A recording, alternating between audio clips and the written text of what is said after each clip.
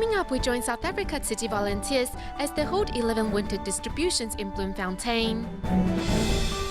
And we find out why the 7th lunar month is not the ghost month, but a month of auspiciousness.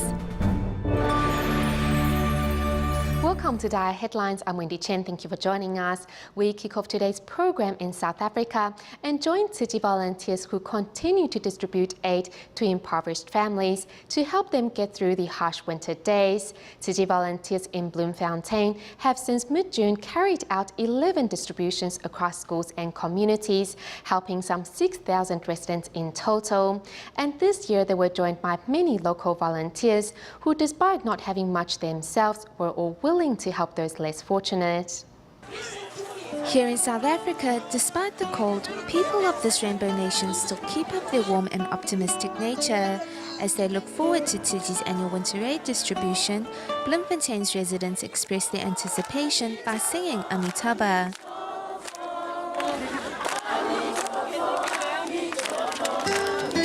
With the arrival of winter each year, Tshiji volunteers carry out relief distributions in poor communities, even if it means travelling 2 hours on foot to get there. We thank for what they do for us. We think they can come and give love to us every time. But we have to show them that we need these things. We are desperately need these things. Among the troops of volunteers this year are many local volunteers. Although not materially affluent, they willingly extended their love to others, just like Mtabi Singh, who donated a coin bank to Tshiji. Last year I was here and I heard about the bamboo coin bank. The volunteers said that small change can also do great deeds, so I'm donating my year of savings. I hope this money can go to help those in need. Perhaps it's this inspiration which led others, upon learning that they too can become givers, to gladly donate their spare change. Thank you so much. Thank you so much. This year, Tshiji's aid included rice, biscuits, warm clothes and blankets, and senior residents received an additional hand-sewn bag for their supplies. With Tshiji's aid, it is certain that these local residents will get through the cold winter with love warming their hearts. Thank you, Anitofo. Thank you, Anitofo. Moving to Malaysia, Kedah Tshiji volunteers recently visited care recipient Zainom bin Ali's family to help them clean up their living environment just in time for the Eid al-Fitr festival, an important religious holiday celebrated by Muslims. Deeply moved by the volunteers' gesture, a neighbor decided to give a helping hand. Today, Kedah Tshiji volunteers in Malaysia are here to help Zainom bin Ali's family clean up their living environment in time for Eid al-Fitr, an important religious holiday celebrated by Muslims. Every day, 76-year-old Zainom bin Ali not only has to look after his 42-year-old mentally challenged son, but also his wife who suffers from a mental disorder. Despite the hardship, the senior insists on personally taking care of them. I didn't send them to a nursing home because my son has mobility problems and needs someone to feed him every day. I contact my wife there because she has bad eyesight. 8 years ago, local Tshiji volunteers decided to take this family under its wing. Since then, their lives have changed for the better, with Zainom bin Ali's wife starting to embrace the volunteers' love and care. She used to scream at us when we came. After countless visits, now she greets us happily. Touched by the volunteers' selfless dedication, neighbor Zakaria bin Mad decided to help out. He says he has treated this family just like his own. He's really old. It is really sad if we don't help him. Other than tidying up their living environment, Tshiji volunteers also thoughtfully prepare new clothing. Now, thanks to the volunteers' love and care, this family can happily celebrate Eid al-Fitr. To record Tshiji's philosophy and humanitarian spirit, Tshiji established a Jingsi Dharma Lineage and Tshiji Path History Collection and Training Center last year. Besides gathering the footage of the Buddhist NGO in Taiwan, the foundation staff also hope to document Tshiji's development around the globe, thus making their first stop at Singapore, where they shared with the volunteers there of their mission and goals. In order to document Tzu Chi's history, a Jingsi Dharma Lineage and Tzu Chi Path History Collection and Training Center was established. The editing director, Hong Shuzhen, first leads her team to Singapore. It would be a pity if we didn't record the good things that have happened over time. There would be no witness to history. To gather together Tzu Chi's 20 years of work in Singapore, volunteers and foundation staff collect and review previous work and also discuss areas of improvement. We looked in the previous yearbooks and found there isn't much of what we need, and the information is incomplete. Most describe the event, but not the facts.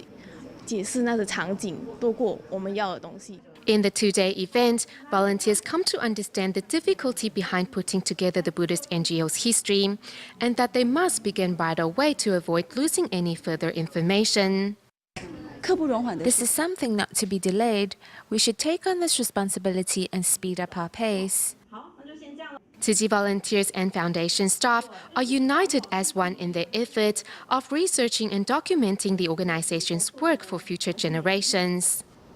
Staying in Asia but moving to Taiwan, 1,300 Tzu fathers and either mothers from across the island gathered at the Banqiao Jingsi Hall in New Taipei City to share their experiences on how to better act as mentors to guide students through every stage of their lives. Let's take a look. Here at the Banqiao Jingsi Hall, New Taipei City, 1,300 volunteers of the Chichen Ida Association seized the opportunity to share their experiences with fellow volunteers. At the workshop, Professor Zheng Hanrong pointed out that examples are always more effective than precepts. Ida mothers have to be aware of their own dress and bearing as well as their manners so as to serve as examples for our children to learn from. Chichen fathers and Ida mothers serve as mentors, bridging the students' relationship with parents and teachers. Instructor Zheng Yuzhen shares some tips to teach volunteers on how to better carry out that role. It's good to see that Tzu Chi volunteers are always willing to help other people. However, we sometimes pay less attention to what they truly need. If we can handle it properly, we can have a better relationship with teachers and students at school. If we find anything in that class that is appropriate, we just let it go. Chichen fathers and Ida mothers seize the opportunity to exchange ideas and give each other encouragement. Like what Master Zheng Yan says, as you serve as a Tzu Chi mom or dad, you have to be responsible and passionate about fulfilling your duties. As long as you realize your importance to the students' lives, you will be more active in your care for the students. Education brings hope to our next generation. We hope Chichen fathers and Ida mothers will continue to work as mentors, guiding the students in their lives. After today's event, may you guys bring wisdom back home and leave worries behind. Thanks to the dedication and effort of Tzu Chi volunteers, countless students have been able to walk the path of Tzu Chi's humanitarian education and become future pillars of society. To give those with disabilities a chance to work, Taiwan's government has set up a law which states that for every 67 employees, companies will need to hire one employee with physical disability. However, currently there are some 7,000 companies in Taiwan that have not abided by this law. Furthermore, statistics also show that 13.85% of those with disabilities have faced workplace discrimination. In our next report, we meet Gao Wei-jun, who was one of the lucky ones and has seen her life change for the better thanks to the help of her employer. Here's more. This is Gao Wei-jun, the first person with a disability to apply for homeschool in Taiwan. When Gao was 12 years old, a spinal cord disease left her paralyzed from the waist down. I was terrified when it happened. I didn't know what was going on because I was still very young. I remember telling myself that everything will be okay. I will be healthy again. Back then, school facilities could not accommodate Gao's needs. Therefore, she was homeschooled until university. With good performance at school, Gao Wei-jun was offered a position at a company and started her career. To meet her special needs, Gao's employer also turned the office into a disabled-friendly space. With over 10 years of work experience, Gao has become the manager of the same company and has received recognition for her hardworking attitude.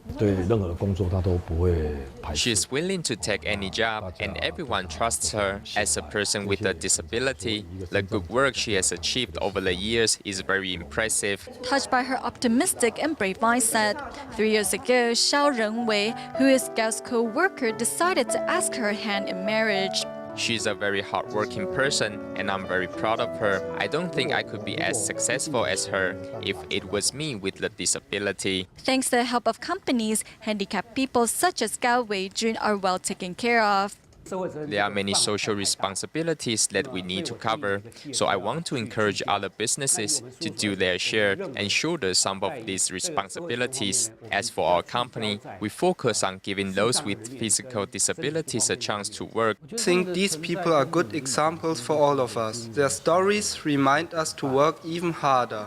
For Gao Weijun, the key to success and happiness is not to think about her physical disability. I want to encourage everyone to become more open-minded and work hard. Most importantly is to seize every chance to improve your own skills and abilities. With the help of society and her own determination, Gao has become a successful businesswoman. She hopes that in the future, society can continue to give those with disabilities a chance to fulfill their dreams.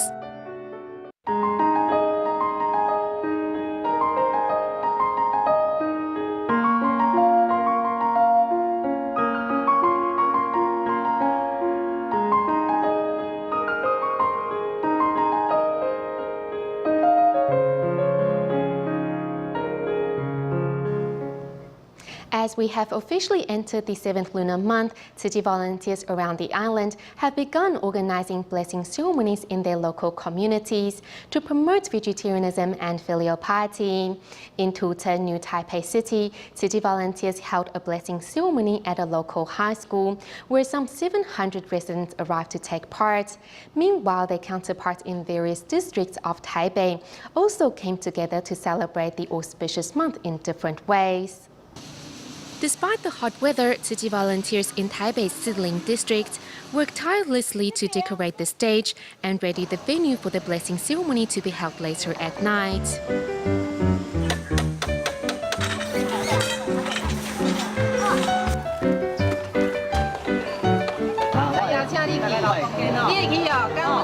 As the blessing ceremony is held each year, volunteers put their creativity to the test to design fun and educational activities, as well as invite Star TV program hosts and volunteers to share the benefits of vegetarianism.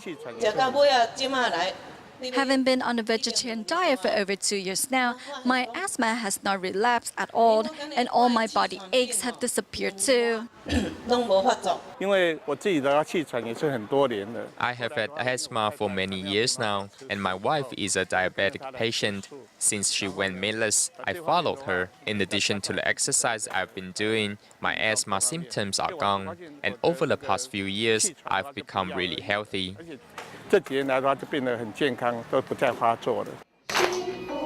As most citizens are now more conscious of their health, one insurance company invited Tzu Chi volunteers from the Songshan district to promote and share the benefits of a meatless diet with their staff. If we can teach the sales staff Tzu Chi's philosophy as well as vegetarian and recycling practices, then they can spread the love forward, letting others know the benefits of vegetarianism and environmentalism. Tzu Chi volunteers also prepared over 100 vegetarian lunch boxes, so staff members can get a taste of how delicious meatless dishes can be. I prefer natural food with no heavy seasoning, nutritious but not flavorful. Whatever is edible must all be delicious. From a health perspective, a vegetarian diet is good. I hope if you can't commit to a vegetarian diet, at least try to purify your mind. A vegetarian diet not only helps safeguard the planet, but is also good for our body. One may wonder where the custom of burning joss paper comes from.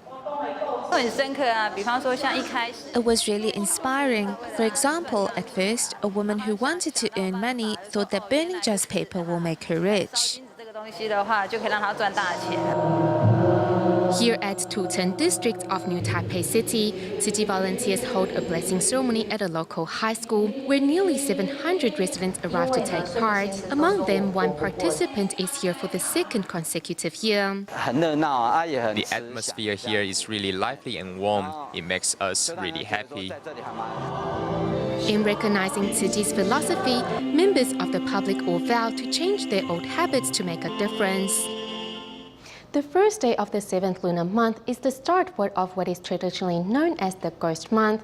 However, a scholar, after years of research, has found that this rather foreboding interpretation of the 7th lunar month was in fact the work of Ming Dynasty Emperor Zhu Yuanzhang.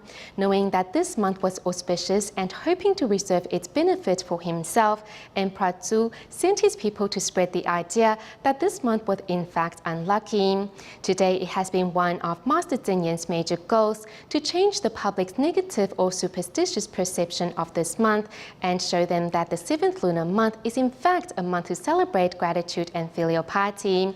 In the first of our series of reports on this topic, we investigate the history of the 7th lunar month and what it has come to mean for the Taiwanese today.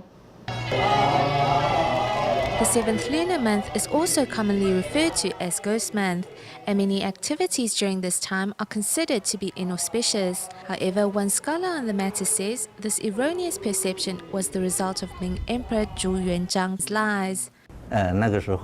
Zhu Yuanzhang at that time wanted to be the only one to enjoy the benefits of the month, so he sent out soldiers dressed in priest robes to sell talismans, and the talismans all proclaimed the 7th lunar month to be an inauspicious month. The 7th lunar month is actually more auspicious than others. From ancient times, the emperor would be buried in the 7th lunar month as it was considered a very auspicious month, so emperors who had passed away would be temporarily interred until the 7th lunar month, when they would then be properly buried. An expert on popular customs, Yan Rongfeng spent many years researching the tradition and discovered that the idea of the 7th lunar month being inauspicious was a ruse perpetuated by Ming Emperor Zhu Yuanzhang for his own benefit. Records clearly show that the word ghost was never used in reference to the 7th lunar month before the Song dynasty. However, this falsehood has bedeviled Taiwan for the past 600 years. 七月是吉祥月，七月是孝亲月，人人呐、能在这七月呢，能斋戒。 It has been one of Master Zheng Yan's missions to promote the message that the 7th lunar month is instead a month in which to be thankful and filial. In Buddhism, this month emphasizes not universal salvation, but filial piety. The Hungry Ghost Festival during the 7th lunar month actually originated from the story Mu Lian rescues his mother. Mu Lian's mother had fallen into the realm of the hungry ghosts. The Buddha then instructed him that on the 15th day of the lunar month, which was the last day of their rainy season retreat, on this most auspicious of days, to make an offering to 100 monks. He did so, and from the merry gain, he was able to liberate his mother. The Chinese world has taken the Confucian reverence for ancestors, the Buddhist emphasis on filial piety, and the Taoist idea of forgiveness from officials, and combined them together. In August of 2011, during the Water Repentance musical, 1,008 on-stage volunteers and several hundred Dharma masters off-stage came together to celebrate the Dharma during Ghost Month. The love of the volunteers spread to all corners. Their spirit was truly moving. Fa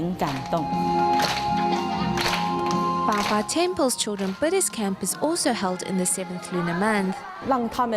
We want to ensure that their hearts will be deeply rooted in love when they grow up, and in that great love they will be able to distinguish truth from falsehood. Using love to create blessings and good deeds to stop disasters, Tzu Chi volunteers hope to transmit the message that the true meaning of the Pudu ceremony is no other than great love.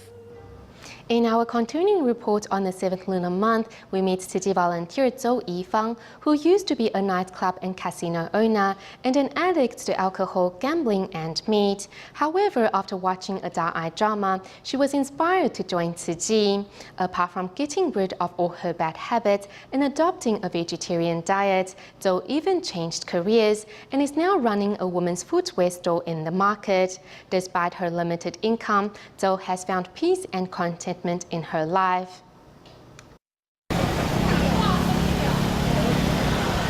来看卖哦，哎100，哎包哎，美女看看哦，这边还有包的啊，大糕，哎这把啊跟嫩。 Inside a traditional market, Tzu Chi volunteer Zhou Yifang is busy attending to customers at her footwear stall. 啊，伊这种完全袂，你看伊穿起来，你会较感觉较细。 Despite not making much, Zhou feels content in running her small business.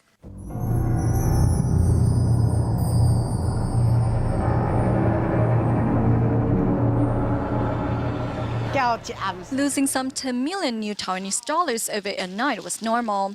I could even stay up for 3 consecutive nights without rest. When I woke up, I was surrounded by gambling and alcohol. When I managed my nightclub, I drank all the time. My body always smelled of alcohol.